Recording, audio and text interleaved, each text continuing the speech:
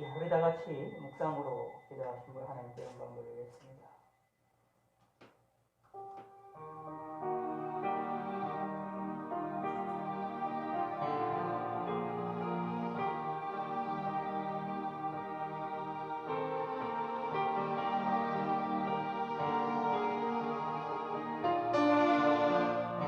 여호와여, 내가 주께 피하오니 나를 영원히 부끄럽게 하지 마시고 주의 공의로 나를 건지소서. 내게 귀를 기울여서 귀 건지시고 내게 견고한 바위와 구원하는 산성이 되소서. 아멘.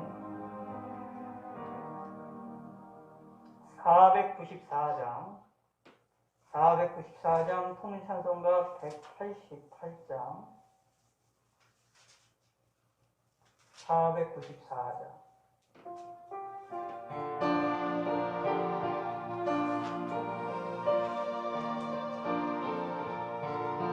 만세번 소열리니 내가 들어갑니다. 땅의 어리상하여 물갓길을 흘린 것 내게 요염되었소. 정결하게 하소서. 내가 세우나 은혜 갚지 못하네. 쥐고 식쓰고 눈물 근심 많으나 구성보다 죄인은 예수 홀로 속하네. 빈손 들고 앞에가 십자가를 붙드네. 의가 없는 자로 도와주심 바라고 생명샘에 나가니 나를 씻어주소서. 살의 생명 숨쉬고 그곳에서 떠나서 거룩하신 주 앞에 옛날 심판 당할 때 만세반석 열리니 내가 들어갑니다. 제가 기도하겠습니다. 하나님 아버지여, 오늘도 이 시간에 저녁에 함께 모여서 주의 일로서 하나님께 영광을 돌려드릴 수 있게 하심을 감사합니다. 우리 심령을 하나님께서 지켜주시고 하나님이 함께하여 주시고 인도하시옵소서. 저희들에게 믿음의 믿음을 더하여 주시고 우리 몸의 건강과 강건함을 더하여 주시옵소서. 하나님을 바라보게 하시고 주님을 의지할 수 있도록 주께서 모든 걸 주장하여 주시옵소서. 감사드립니다. 영육간의 강건함으로 함께 하시옵소서. 또한 모든 성민들 한 사람 한 사람을 하나님의 지켜주시사 하나님 안에서 승리하게 하시고 강건할 수 있도록 도와주시고 주님의 치료의 손길이 함께 하시사 저희들이 건강하고 강건해질 수 있도록 하나님이 함께하여 주시옵소서. 감사드리오며 모든 것들 위해 주께서 축복하시고 은혜를 베풀어 주시옵소서. 예수님의 이름으로 기도드렸습니다. 아멘. 전도서 7장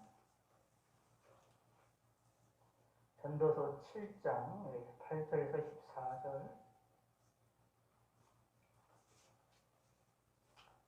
전도서 7장 8절에서 14절입니다. 955면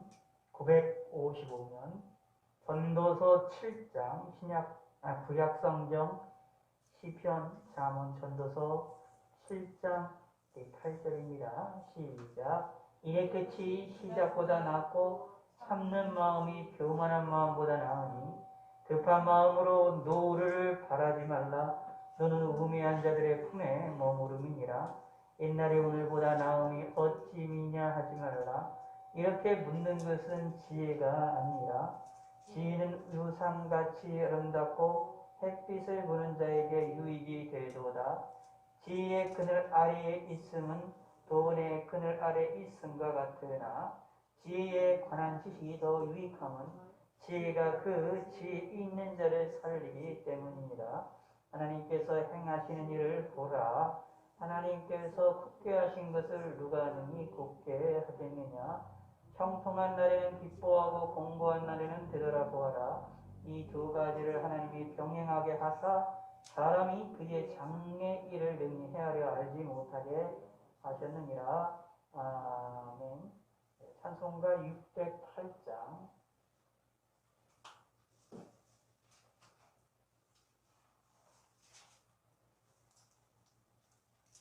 608장, 통일찬송가 295장.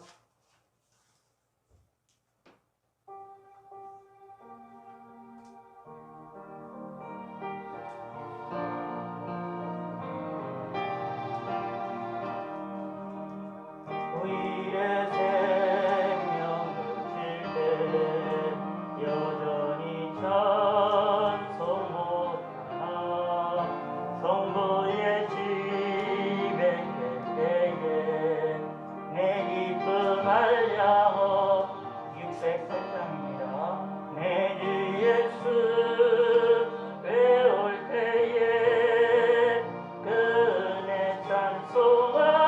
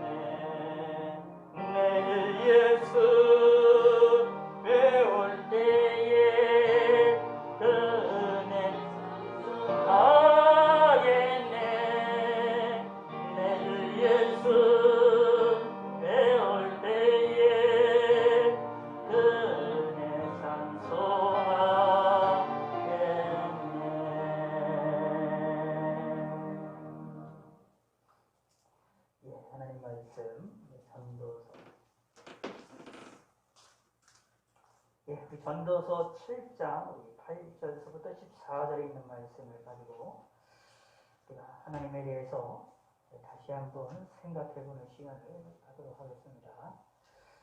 오늘은 좀 설교를 좀 짧게 하고 짧게 기도하는 시간을 갖도록 하겠습니다. 우리가 함께 13절을 한번 보실 필요가 있습니다. 13절 시작. 하나님께서 행하시는 일을 보라. 하나님께서 굳게 하신 것을 누가 능히 곱게 하겠느냐.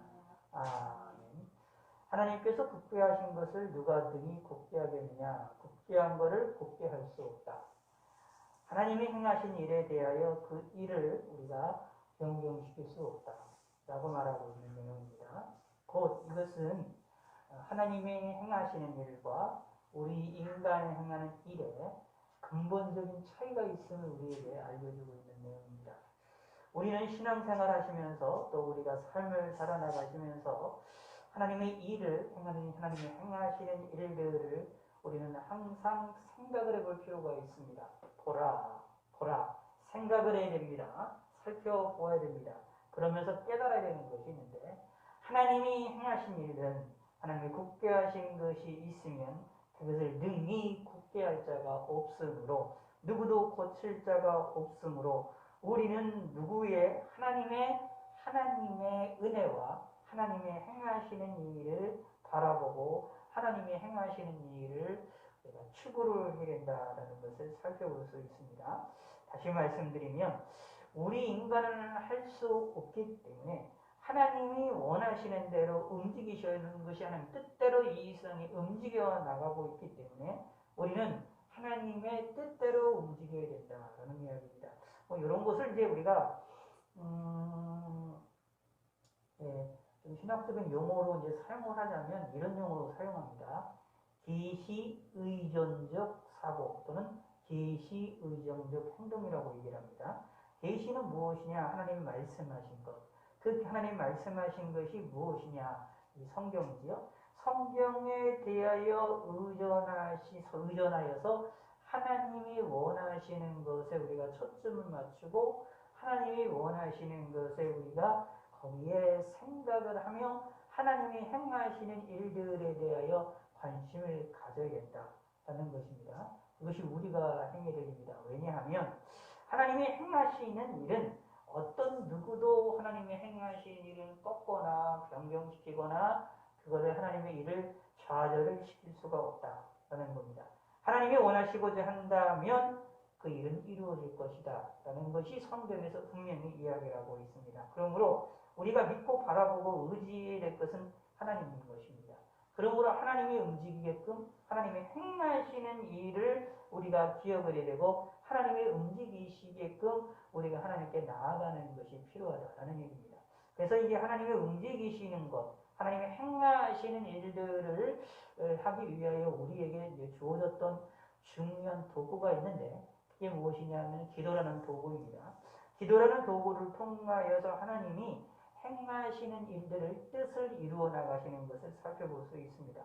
다시 말씀드리면 성경을 보면 하나님이 행하시는 일, 하나님의 행하시는 하나님의 뜻을 이루어 나가실 때에 우리와 관계없이 우리의 기도와 관계없이 우리의 생각과 관계없이 우리의 의도와 관계없이 하나님께서 행하시고 움직이시고 역사하시는 사건도 있는가 하면 하나님의 뜻을 이루시기 위하여 하나님의 뜻을 행하도록 하기 위하여 사람을 사용하시는 경우들이 있습니다. 그래서 때로는 우리 인간의 기도라는 것을 통하여 활용을 하셔서 기도라는 것을 통하여 하나님의 뜻을 이루어 나가시는 것들을 우리에게 찾아볼 수 있게 되어집니다. 그러므로 우리가 하나님 앞에 나아갈 때 예배를 드리거든 기도라든 찬송을 하든 하나님의 말씀 듣던 무엇을 하든지 간에 하나님의 행하시도록 하나님이 움직이시는 일에 관심을 갖고 거기에 초점을 맞추며 나아가는 것이 우리가 신앙인들의 모습이 된다는 것입니다. 우리가 하나님의 뜻을 우리 스스로가 변경을 시킬 수가 없습니다. 그러므로 기도할 때도 무엇을 하느냐 하면 하나님의 뜻대로 기도한다라고 우리는 말하고 있습니다. 하나님을 간구할 때도 우리의 소원을 하나님께 올려드릴 때도 하나님의 뜻대로 이루어질 것이다 라는 것을 우리는 믿고 있고 고백을 하고 있고 알고 있습니다. 그러므로 우리는 하나님의 뜻대로 행하신다는 것을 믿고 나가야 되는데 그럼에도 불구하고 하나님께서는 우리의 기도를 통하여 하나님이 행하시고자 하는 역사가 분명히 있으므로 우리가 기도할 때는 만약 주님의 이름으로 기도하면 하나님이 시행하신다라는 말씀을 믿고 우리의 기도가 응답이 될 줄로 믿고 하나님께 간구하고 하나님께 나아가는 그런 사람이 되어야 됩니다. 그러면서도 동시에 하나님이 행하시는 일들을 우리가 우리의 의지로 꺾을 수가 없으므로 무엇을 해야 되느냐? 하나님의 뜻을 바라보며 하나님의 뜻의 은혜를 간구하면서 나아가는 믿음의 성도가 되어야 됩니다. 물론 이제 이것이 좀 더 깊이 들어가면 이제 예수님의 이름으로 기도하는 일들에 대한 여러 가지 이 사건들로 우리가 설명을 해나갈 수가 있는데, 어쨌거나 여기서 13절에서 우리에게 알려주고 있는 것, 강조하고 있는 것은 무엇이냐면 하나님의 행하신 일들을 생각 좀 해보라 라는 얘기고, 그 하나님의 일을 생각할 때는 기억해야 될 것이 뭐냐면 하나님의 움직이시는, 하나님의 행하시는 일을 어떤 무엇도 변경시키기가 힘들다. 하나님이 굳게 만드신 것은, 하나님이 굳게 만드는 것을 사람이 굳게 만드는 것이 사람들이 다시 필 수가 없다 라는 것이 분명하게 이야기하므로 하나님이 행하시는 일의 능력이 확실하다는 것을 우리는 깨달아야 된다라는 얘기입니다. 그러면서 기억하는 것 중에 하나가, 하나님이 행하시는 일 중에 기억해야 될 것이 무엇이냐 하면 우리의 삶 가운데 두 가지가 있습니다. 형통한 날이 있을 때가 있고 공고한 날이 있을 때가 있다. 근데 이 공고한 날이 있을 때도 있고 형통한 날이 있는 것은 누구에게서 이루어지는 것이냐 하면 하나님이 행하시는 일이다 라는 것을 우리는 기억을 해야 된다라는 이야기입니다. 우리가 조심해야 될 것 중에 하나가 뭐냐면 우리의 삶 가운데 나타나는 모든 일들을 하나님에 의하여 이루어지는 일이라고 우리가 고백하는 것이 대단히 중요합니다. 심지어 사단의 방해 역사라고 할지라도, 사람의 잘못된 것이라고 할지라도 하나님께서는 그 일을 통하여 하나님의 뜻을 이루시고자 하시는 것이 있기 때문에 하나님이 행하시는 일이라고 고백을 하고 하나님께 오히려 바싹 다가갈 줄 아는 믿음의 성도가 되어야 된다는 얘기입니다. 그것이 우리가 해야 될 일이거든요. 왜 그러냐 하면 하나님의 행하신 일, 다시 말하면 하나님이 행하신 하나님의 능력과 우리 인간의 분명한 차이가 있음이 그것을 인식하게 될 때 일어나는 일이다 라는 이야기입니다. 자, 그래서 이런 얘기가 나옵니다. 그러므로 우리는 어떻게 될 것이냐, 형통의 나라를 어떻게 될 것이냐, 공고의 나라를 어떻게 할 것이냐 라는 것이 중요한데, 이렇게 말하고 있습니다. 14절에 형통한 날에는 기뻐하고 공고한 날에는 되돌아보아라. 형통한 날에는 기뻐한다. 공고한 날에는 되돌아보라 라는 이야기입니다. 이것이 하나님이 우리에게 원하시는 것이다 라는 이야기입니다. 당연히 기쁜 날이 있으면, 형통한 날이 있으면 기뻐하는 것은 당연하죠. 근데 기뻐할 때 그냥 기뻐하면 안 되는 것입니다. 왜냐하면 하나님이 행하신 일을 보라라고 했기 때문에 기뻐하는 일 속에서 하나님이 우리에게 원하시는 것이 있습니다. 그러므로 우리에게 형통한 날 가운데에서 하나님이 우리에게 원하시는 것이 있으므로 하나님을 기억할 줄 알아야 된다는 것입니다. 또 공고한 날이 이르면 되돌아보아라 라는 이야기인데, 당연히 너무나도 잘 알고 있습니다. 공고한 날이 이르게 되면 내 자신을 뒤돌아보고 그러므로 말미암아 하나님을 더욱더 바싹 다가가고 하나님을 찾아야 될 것을 우리에게 말씀을 하고 있는 내용인데, 당연히 공고한 날에는 하나님을 찾을 수 있어야만 해야 됩니다. 우리가 하는데 신앙인들은, 믿음의 사람들은, 참된 믿음의 사람들은, 하나님께 은혜를 받은 사람들은 사실 공고한 날이 되어지게 되면 뒤돌아보고 하나님을 찾는 일이 상당히 좀 쉬운 편에 속합니다. 그거는 왜냐하면 하나님을 믿고 있고 의지하고 있기 때문에 힘든 일이 있으면 눈물을 흘릴 때 하나님을 찾게 되는 일들이 우리가 벌어질 수가 쉽게 일어날 수가 있는데, 물론 그렇지 않은 경우도 없지 않아 있습니다만 힘들고 고통이 심하게 되면 하나님을 찾는 일이 힘들어지는 경우도 분명히 있습니다. 고통이 심하게 되면. 그러나 이제 보통들은 우리의 삶 가운데에 어려운 일들이 생기면은 우리는 예수 믿는 사람들은 하나님을 찾을 수 있게, 또 하나님을 찾을 수밖에 없다라는 것을 우리가 너무나도 잘 알고 있습니다. 그런데 형통의 날에는 하나님을 잊어버리는 것은 되게 쉬운 편에 속합니다. 형통한 날에 기뻐하게 되는데, 그 기뻐하면서 하나님의 행하신 일을 생각하고 하나님을 의지를 해야 되는데, 그것이 대단히 우리는 어려운, 이게 되게 이제 그런 모습들을 찾아볼 수가 있어요. 왜냐하면 기뻐하다가 보면 인간은 참 저와 여러분들이 이렇게 단순하다고 생각하시면 됩니다. 한 가지를 생각하면 다른 것을 잊어버리는 습성이 항상 있다라고 생각을 하시면 됩니다. 뭐 공부한 날이 있든 형통의 날이 있든 이간에 내가 한 가지에 우리의 삶의 하나가 꽂히면 다른 것들은 생각하지 않는 그런 성향들이 있다가 보니까 특별히 기뻐하게 되어지면 그 기쁨 자체로 인하여서 우리의 정신이 모든 것이 뺏겨서 그 속에서 일어나는 하나님의 섭리를 발견해내지 못하는 일들을 우리가 찾아볼 수 있게 됩니다. 그래서 오히려 형통한 날에 하나님을 안 계셔고 하나님을 안 계시다고 고백을 하고 하나님을 거부하는 일들이 종종 우리들에게 찾아볼 수 있지요. 그래서 그것을 방지하기 위해서 하나님께서는 항상 우리에게 뭐라고 말씀하시느냐 하면 범사에 감사라 라고 말하고 있는 내용입니다. 공부한 날에서도 사실은 하나님께 감사해야 되겠지만, 왜냐하면 공부한 날 가운데서 우리를 향하여서 우리를 사망의 음침한 골짜기를 다니게 하심에도 불구하고 하나님은 항상 우리와 함께 계시고 우리의 고통을 채우시는 하나님이시기 때문에 하나님께 감사할 수밖에 없을 뿐만 아니라 동시에 형통의 날에도 하나님께서 우리에게 함께 하시고 우리와 함께 하시고 움직이시는 하나님이 되어지기 때문에 당연히 우리도 하나님께 감사를 해야 된다라는 이야기입니다. 자, 여기에서 우리가 또 하나 생각해 볼 것은 형통의 날이 있을 때에 우리가 기뻐하게 되는데, 우리가 기뻐하게 되어지는 그 원인을 잘 우리가 고민을 해볼 필요가 있습니다. 왜 나에게 형통이 일어났고 나에게 왜 기쁨이 일어나느냐라는 것입니다. 그래서 우리가 그 원인을 하나님으로 찾게 된다면 우리는 하나님께 감사할 수 있게 되어지고 하나님을 의지할 수 있게 되고 하나님이 행하신 일에 대하여 찬송과 영광을 돌려드릴 수가 있게 되어지지만, 사실은 형통한 날에 기뻐하게 되면서 기뻐하면서 그 원인이 하나님에게 있는 것이 아니라 나의 능력이 있고 내 재주로 인하여, 나의 권세로 인하여, 나의 능력으로 인하여, 나의 재주로 인하여, 나의 지식으로 인하여, 나의 지혜로 인하여 내가 기쁨을 얻는 것으로 우리가 생각을 하고 그렇게 우리가 발견을 해낸다면, 그 원인을 찾아낸다면 하나님께 감사할 수가 없게 되어진다라는 겁니다. 하나님을 찾을 수가 없게 되어진다라는 얘기입니다. 그러면 소리는 누가 봅니까? 우리만 본다라는 얘기입니다. 14절에 말합니다. 이 두 가지를 하나님이 병행하게 하사라고 말합니다. 목적이 있어요.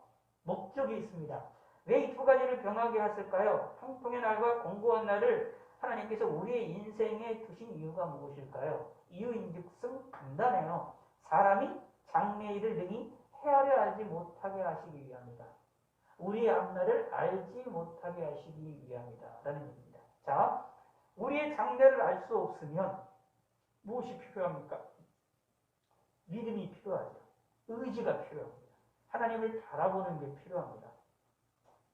그러니까 쉽게 얘기를 해서 사람들이 심리를 생각하실 필요가 있어서, 왜 사람들이 이제 아침에 어떤 사람들은 아침에 일어나서 오늘의 운세를 보는 사람들이 있고, 어떤 사람들은 어려운 일이 있거나 공부한 날이 있을 때에 무당을 찾아가서 점을 보여주는 사람들이 있고, 어떤 사람들에는 이런 것들이 내게 어렵고 힘든 날이 있거나 기쁜 날이 있을 때에 무엇을 하든 다른 것을 찾아가는 것들을 찾아볼 수가 있는데, 이게 무엇이냐 하면 사람의 마음속에 어떤 종교심에 있어서 무언가를 의지하려고 하는 그런 모습이 있기 때문이다 라는 이야기입니다.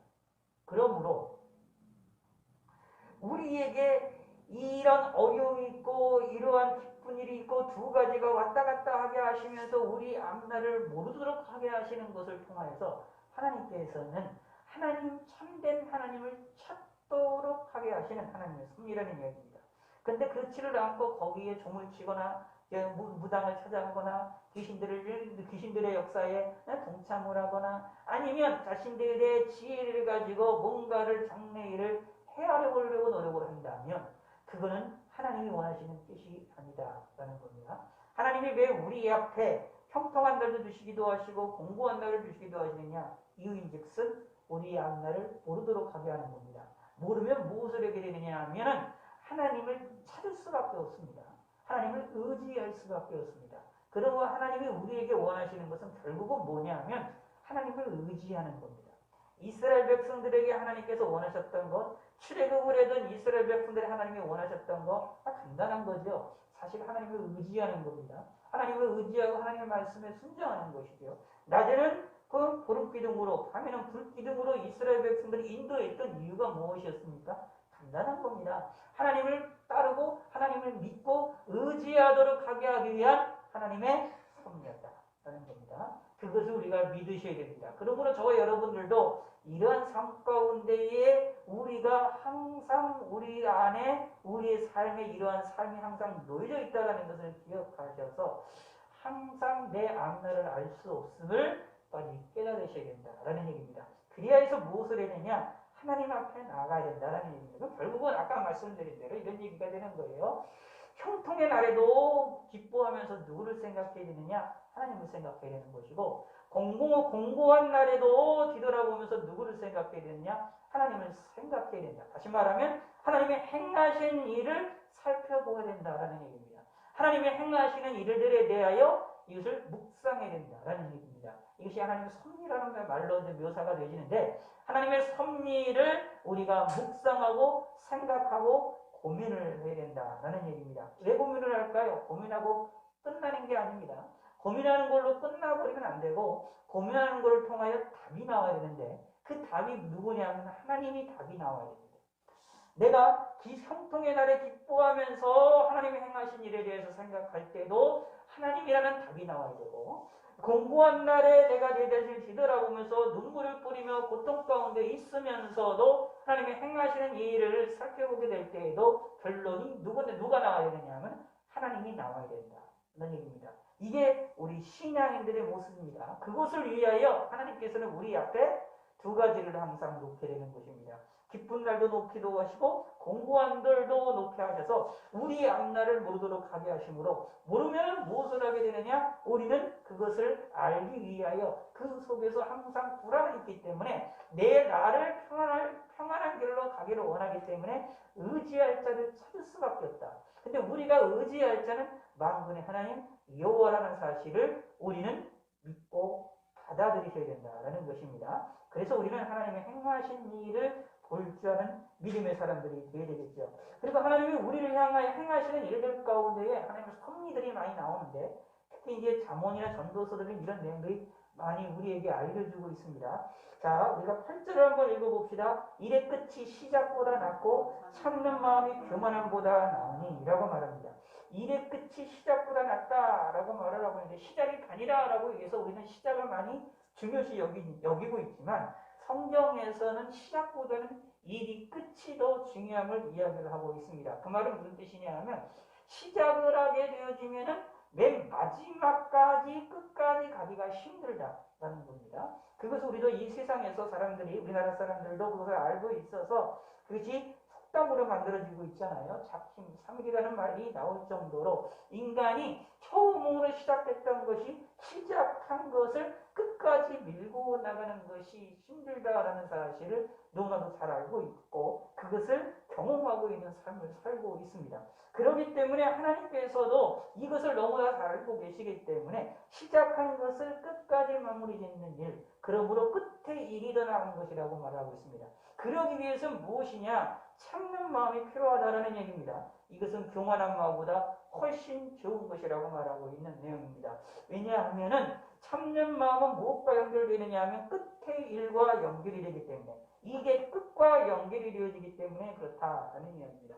사실은 여기에 일의 끝이 시작보다 낫고라는 말씀과 연결될 수 있는 말씀이 7장 2절을 보시면 전도서 7장 2절 시작 시상집에 가는 것이 잔치집에 가는 것보다 나으니 모든 사람의 끝이 이와 같이 됩니다. 산자는 이것을 보고 그의 마음을 불지입니다. 1절에도 보시면 좋은 이름이 좋은 기름보다 낫고 죽날이 필상한 날보다 나으며 라고 말하면서 우리들에게 제일 중요한 것이 일의 끝임을 우리에게 알려주고 있습니다. 그러므로 우리들도 우리의 일의 끝에 대하여 관심을 갖는 것이 필요하죠. 사실 이런 신앙을 가르쳐서 무엇을 신앙이라고 얘기할 수 있느냐 하면 종말 신앙관이다. 종말론적인 신앙관을 가진 사람이다라고 말하고 있는데 사실 우리 예수 믿는 사람들은 이런 종말에 대한 신앙을 가지고 있습니다. 주님이 재림하심으로 말미암아 또 내 자신이 육체가 죽는 날에 대하여서 끝에 대한 관심을 갖고 있습니다. 그러나 두렵지 않은 이유가 뭐냐면 예수님의 이름으로 우리가 구원받은 사람들은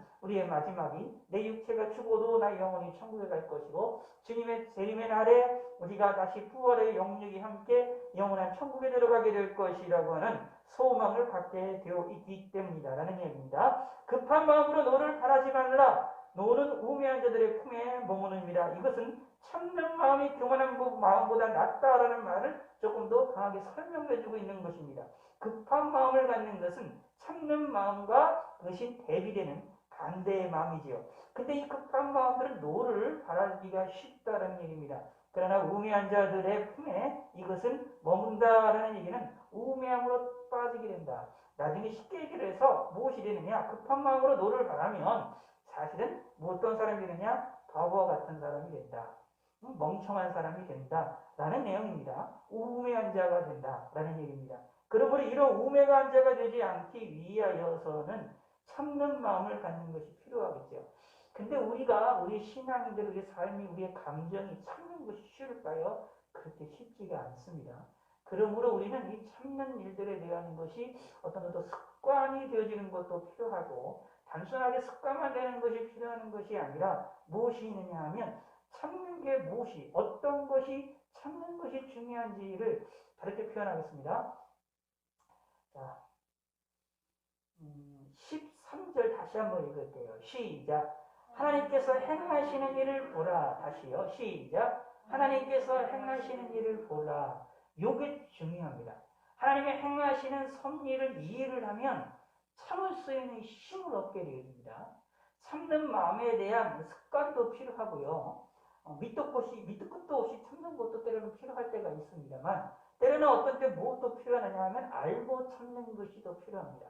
그러므로 알고 참게 되어지게 되면 충분히 참을 수 있는 힘을 얻게 되는데, 그러는 것은 알고 참는 방법은 뭐냐 하면 하나님의 행하신 일을 볼 줄 아는 사람입니다.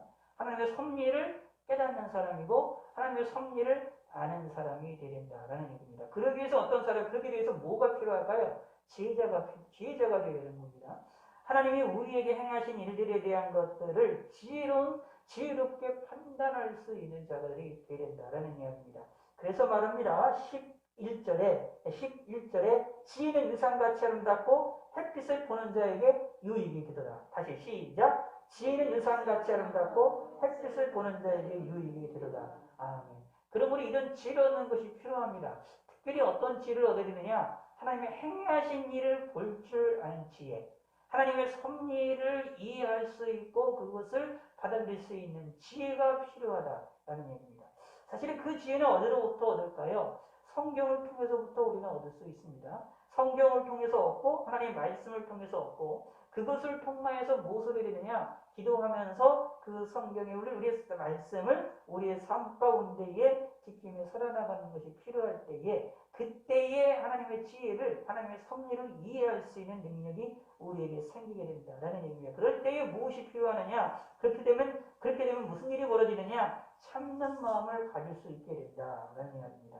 그러므로 우리가 비록 우매한 자이지만, 우리가 솔직히 하나님 앞에나 사람들 앞에서 소위 바보와 같은 사람이라 할지라도 하나님 보시기에 지혜로운 자가 되어야 됩니다. 지혜로운 자가 되는 것은 무엇이냐? 참는 마음을 가져야 됩니다. 교만한 마음이 아니라, 급한 마음이 아니라 참는 마음을 가짐으로 말미암아 하나님께 영광을 돌리셔야 됩니다. 그러기 위해서는 하나님의 행하신 일을 볼 줄 아는 것, 아주 중요한 의미를 가지고 있음을 기억하셔야 됩니다. 하나님의 일을, 하나님의 섭리를 이해하는 능력이 있으면 참는 일이 조금 더 쉽습니다. 이제 성경에 보면 이제 악인들의 잘 되는 것을 보고 우리가 실망하고 낙심하지 말라고 얘기하는데, 이유인즉슨 그들이 언젠가 망한다. 근데 어떻게 망하느냐? 갑자기 망한다라고 표현하고 있습니다. 성경에서 강조가 되고 있는 것이 그런 거예요.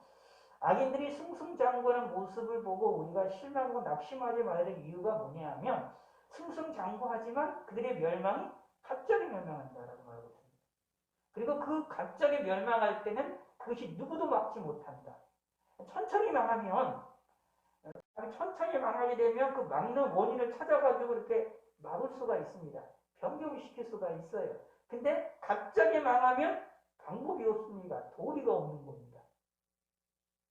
그래서 사실 이 공무원 날이 이르는 것 중에 가장 이제 무서운 현상이 뭐냐 하면 갑자기 일어나는 거예요.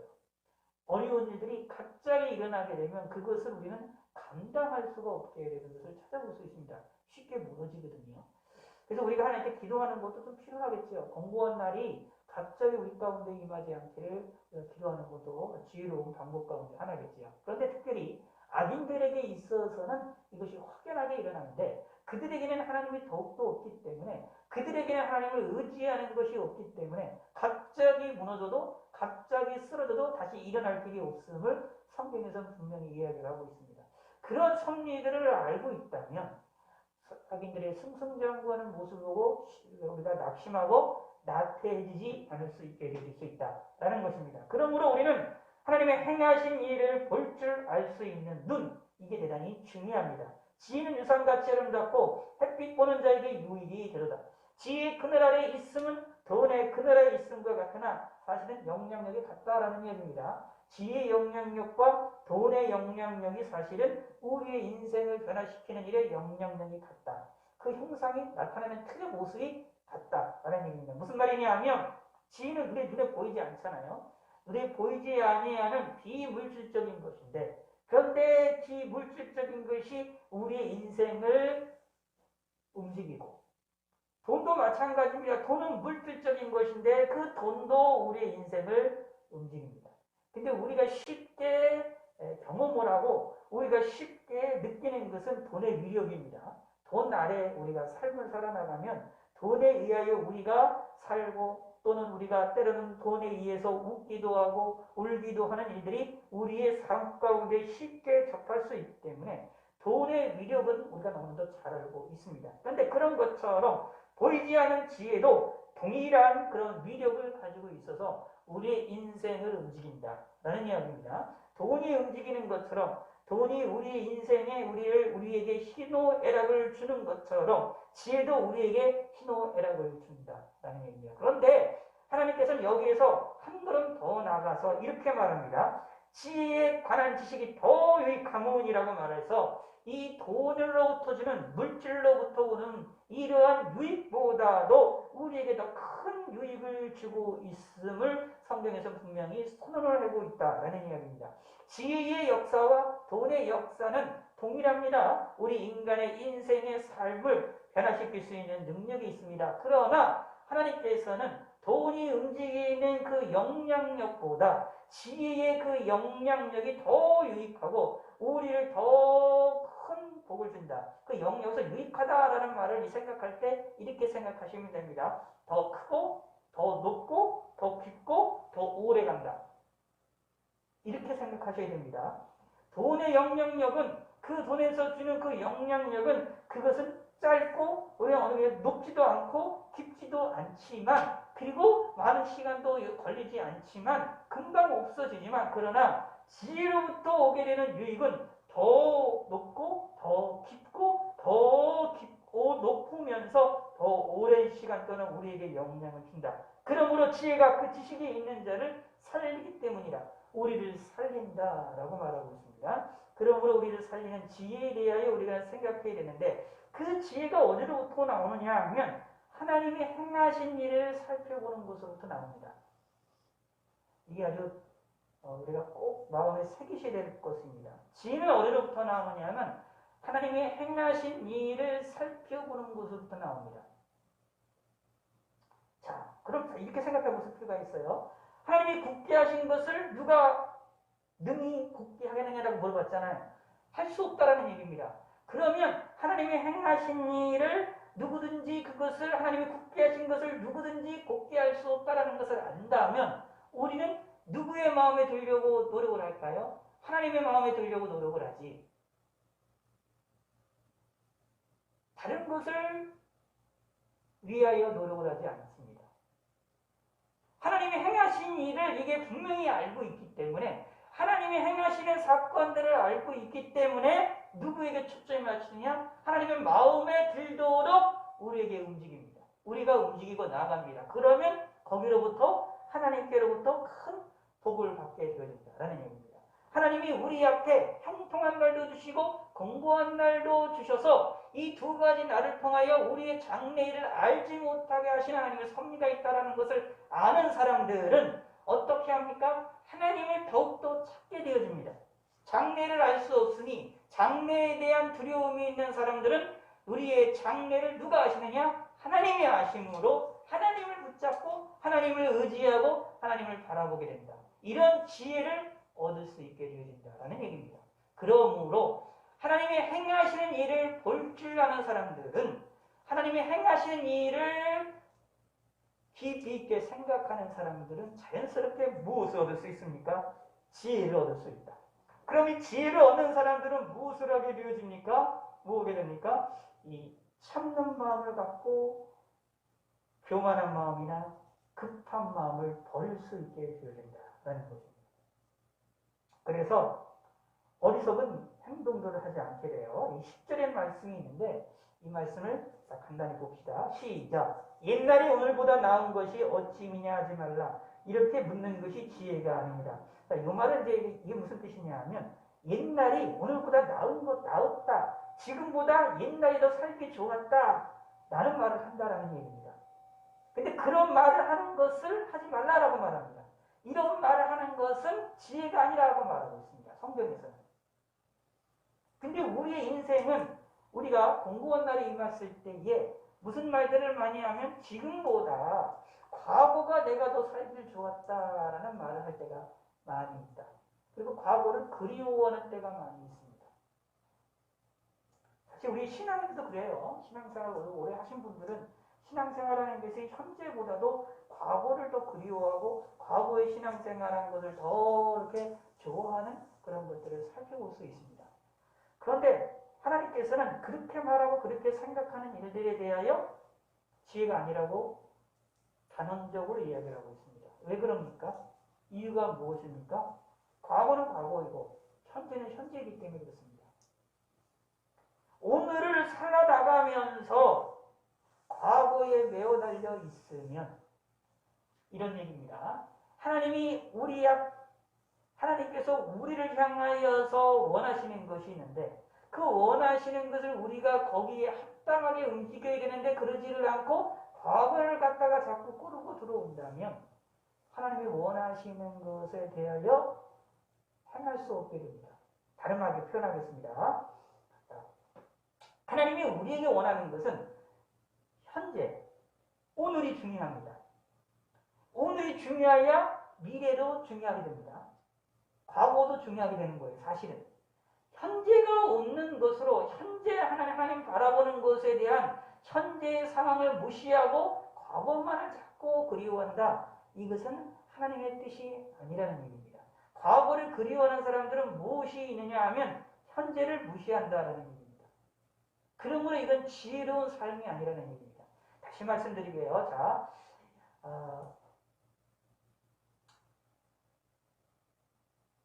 하나님께서 형통한 날이 있고 공고한 날을 두 가지를 병행하도록 우리의 삶을 이끌어 나가시는데 이유인즉슨 장래일을 헤아려 알지 못하게 하신 것이잖아요. 그럼 장래일을 알지 못하니까 어떻게 할까요? 현재에서 이 삶에 누구를 붙잡게 돼요? 하나님을 바라보게 되고 하나님을 의지를 하게 되는 거예요. 하나님을 의지하게 될 때 어떻게 하느냐 하면 현재를 미래를 알 수 없으니까 현재의 삶을 충실하게 살아나가려고 합니다. 이걸 다른 말로 표현할게요. 장래일을 헤아려 알지 못하게 하시는 하나님의 의도가 뭐냐 하면 우리의 현재의 삶에서 누구를 바라보도록 하게 되느냐 하면 우리의 삶에서 우리 현재의 오늘 지금 이 순간 하나님을 온전히 바라보도록 하는 것을 하나님은 원하신다라는 얘기입니다. 그래서 내가 지금은 하나님을 섬기지 않지만 미래에는 하나님을 섬길 것이다. 이런 식의 말하는 것 하나님은 원하시지 않는다라는 얘기입니다. 나는 지금이 믿음이 없지만 미래는 믿음이 좋을 거다 라고 말하는 것 또한도 하나님은 원하시지 않는다. 왜냐하면 장래일은 하나님의 손안에 있고 우리는 알 수가 없는데 우리가 장래일을 헤아렸다 안다라고 말을 한다는 것은 하나님의 뜻이 아니라는 얘기입니다. 하나님이 우리 앞에 왜 이 기쁜 일과 공고한 날을 주셔서 병행하도록 파괴하셔서 우리 앞날을 모르게 하셨느냐. 그 이유는 현재 오늘의 삶에서 누구를 찾게 만드는 겁니까? 하나님을 찾도록 만드는 겁니다. 그러므로 오늘에 충실하기를 원하신다라는 것입니다. 마찬가지로 과거도 마찬가지라는 얘기입니다. 내가 과거의 신앙이 좋았다고 해서 그 신앙이 좋은 거를 가지고 현재까지 끌고 들을 수 없는 것이라는 얘기입니다. 그러므로 무엇이 되느냐 하면 옛날이 지금보다 더 낫다. 옛날의 삶이 지금보다 낫다. 옛날의 삶이 지금보다 낫다라고 이야기하는 것은 어리석은 행동이다. 하나님이 지금 원하시는 것은 그게 원하는 것이 아니라 과거에는 과거에 하나님이 나에게 원하셨던 것이 있는 것입니다. 과거의 삶에서는 하나님이 그 시대에 그때에 하나님이 나에게 원하시기 있던 것처럼 지금 오늘에는 하나님이 오늘의 지금에 하나님이 나에게 원하시는 것이 있다라는 사실을 빨리 깨달으셔야 된다라는 이야기입니다. 그것을 바라볼 줄 아는 것이 필요합니다. 그럴 때에 무엇을 하게 되느냐 하면 하나님을 온전히 바라볼 수 있게 된다. 근데 사실 요즘에 좀 설교가 계속 좀 그런데 이 성경에서 하나님께 성경 읽고 이렇게 보다가 보시면 결국 궁극적인 것은 하나로 다 연결이 돼요. 뭐로 연결이 되느냐 하면 하나님을 섬기는 것과 연결이 돼요. 하나님이 우리에게 뭘 원하시느냐, 오늘 본문에서도 이런 형통한 일이라고 이런 하나님 행하신 일을 보라라고 말하고 있고 이렇게 말씀하신 여러 가지 이유들이 있어요. 이유인즉슨 무엇이냐 하면 오늘 지금 이 순간 우리가 하나님을 바라보고 하나님을 의지하고 하나님을 섬기는 것을 하나님은 기뻐하신다라는 겁니다. 이거를 원하신다라는 거예요. 우리 이것도 꼭 기억을 하셔야 됩니다. 내가 사망의 음침한 골짜기를 다닐지라도 푸른 초장에 다닐지라도 하나님이 나에게 원하시는 것은 딱 하나. 내가 하나님을 의지하고 바라보는 것. 이거를 원하신다. 언제요? 지금 이 순간. 내가 지금 이 순간 푸른 초장이라 하더라도 지금 이 순간 사망의 음침한 골짜기라 할지라도 지금 이 순간 형통의 날이라 할지라도 지금 이 순간 공고의 날이라 할지라도 우리는 무엇을 해야 되느냐? 그냥 하나님을 의지하고 바라보자. 내가 힘이 있든 없든 내가 능력이 있든 없든 하나님을 의지하고 바라보자. 이것이 하나님께서 우리에게 원하시는 것이다. 라는 얘기입니다.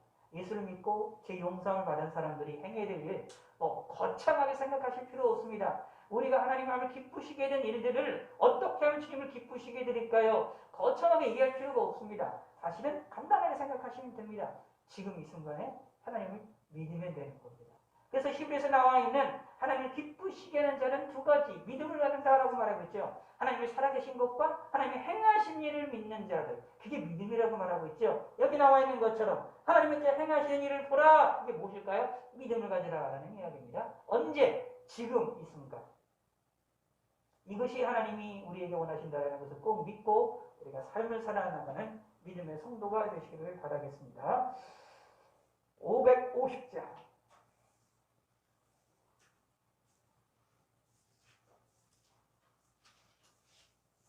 찬송가 550장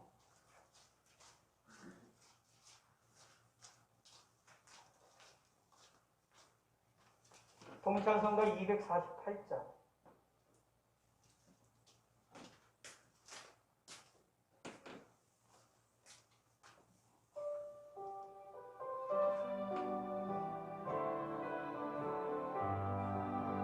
시온의 영광이 빛나는 아주 오르던 이 땅이 밝았오네 슬픔과 해도 기쁨이 되니 시온의 영광이 비춰오네 시온의 영광이 빛나는 아침 매였던 종들이 돌아오네 오래전 선지자 꿈꾸던 복은 만민이 다같이 누리겠네 보아라 광야에 화초가 피고 말랐던 시냇물을 흘러오네 이 산과 저 산 마주쳐 올려 주의 순종을 찬송하네 땅들아 말하네 많은 성들아 찬양을 주님께 드리노라 싸움과 질량 가득한 땅에 찬송이 하늘에 사무치네 아멘. 하나님 아버지여 감사합니다. 오늘도 이 시간 하나님께 영광을 돌려드리며 하나님께 예배할 수 있는 시간 주심을 감사합니다. 전 세계적으로 코로나로 인하여 큰 근심과 걱정 가운데 있습니다. 이 속에서 우리가 하나님을 섬기는 일에 어려움을 당하지 아니도록 도와주시고 하나님을 잊지 아니하도록 도와주시옵소서. 우리나라도 이렇게 제3차 이렇게 확산이 이루어짐을 통하여서 많은 어려움과 근심 가운데 있는 상황에 있습니다. 또 이렇게 며칠 뒤면 이 단계도 올라가기도 되어지는 그런 시기이기도 합니다. 여러 가지 알지 못하는 사람들과 알지 못하는 것을 통하여 많은 이들이 이 전염병이 전파가 되고 있는 이 시절입니다. 이런 시절에 우리가 더욱더 안전하게 잘 지낼 수 있도록 함께하여 주시고 우리의 삶을 하나님께서 보호하여 주시고 인도하여 주시고 이 어려운 시기에 하나님을 잊어버리지 않고 하나님께 더욱더 바싹 다가갈 수 있는 믿음의 성도가 될 수 있도록 함께하여 주시옵소서. 하나님을 의지하는 믿음의 성도가 됨을 통하여 하나님께 영광이 되게 도와주시고 하나님의 행하시는 일을 살펴볼 줄 아는 깊이 묵상할 줄 아는 믿음의 성도가 되게 하여 주시옵소서. 또 하나님께 귀한 예물을 드렸습니다. 이 예물을 흠양하여 주시고 11조원금과 각종 예물을 드렸던 이 예물 위에 하나님의 흠양하여 주시고 이 예물을 통하여 하나님을 영원하게 드리며 주님을 기쁘시게 드릴 수 있도록 주께서 함께 하시옵소서. 우리의 삶에도 하나님이 은혜를 베풀어 주시고 은총을 베풀어 주시옵소서. 감사드립니다. 영광 받아 주시옵소서.